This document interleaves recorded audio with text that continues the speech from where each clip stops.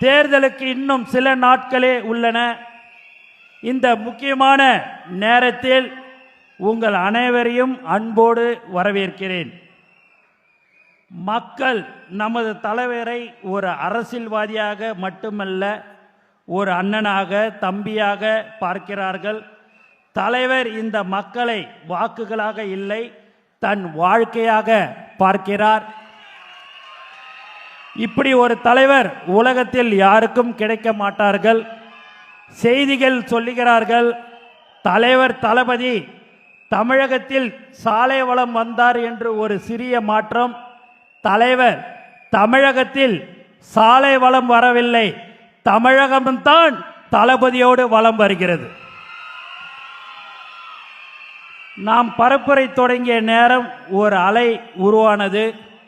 ஒவ்வொரு ஊருக்கும் தலைவர் வந்து போதெல்லாம் அந்த அலை பரவியது.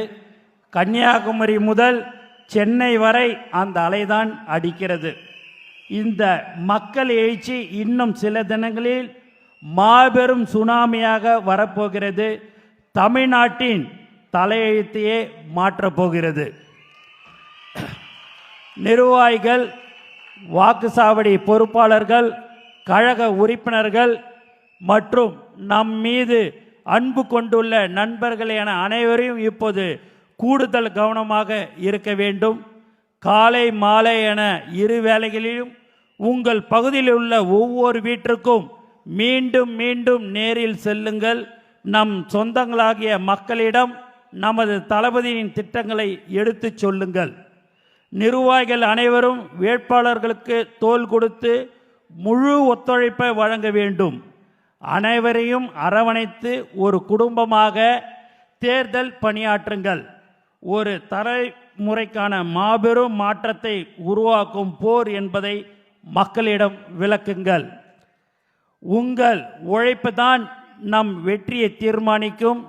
ஜனநாயகத்தை காக்கவும், உண்மையான மக்களாட்சியை அமைக்கவும், ஒட்டுமொத்த தமிழ்நாடும் ஒரு வெற்றி பேரணியாக ஒன்றிணைவோம். உங்கள் அனைவரையும் வருக வருக என்று வரவேற்கிறேன். அடுத்த மாதம் இந்த தேதியில் தலைவர் தமிழக முதலமைச்சராக அமர வேண்டும். அதற்கு உங்களுடைய எல்லோருடைய உழைப்பும், பொதுமக்களுடைய ஒத்துழைப்பும்